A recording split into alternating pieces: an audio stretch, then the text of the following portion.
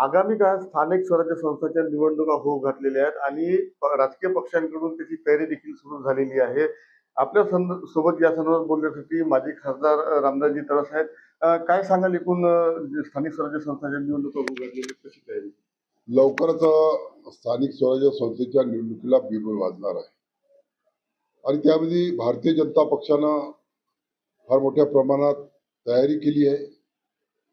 प्रत्येक प्रभागामध्ये त्यांच्या सभा झाल्या आहे, कार्यकर्त्यापर्यंत पोहोचले आहे आणि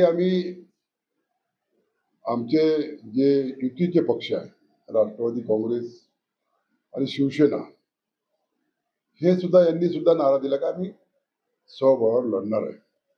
भारतीय जनता पक्षाची ताकद मोठी आहे. जवळजवळ मागच्या वेळेस आपण पाहिलं का 6 नगरपालिकेमध्ये भारतीय जनता पक्षाचे अध्यक्ष होते, जिल्हा परिषद भारतीय जनता पक्षाची होती, पंचायत समिती पूर्णच्या पूर्ण भारतीय जनता पक्षाच्या होत्या आणि आज तर 4ही आमदारांनी पालकमंत्री भारतीय जनता पक्षाचा आहे. म्हणजे 100% ताकद हे भारतीय जनता पक्षाची वर्धा जिल्ह्यात असताना आणि तिकडे युती करण्याचा जो प्रश्न आला तर मला असं वाटते की ना त्यांना युती करायची आहे ना आम्हाला युती करायची आहे.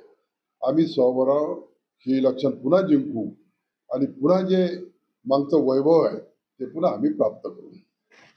महेश उंजाळ, टीव्ही 9 मराठी, वर्धा.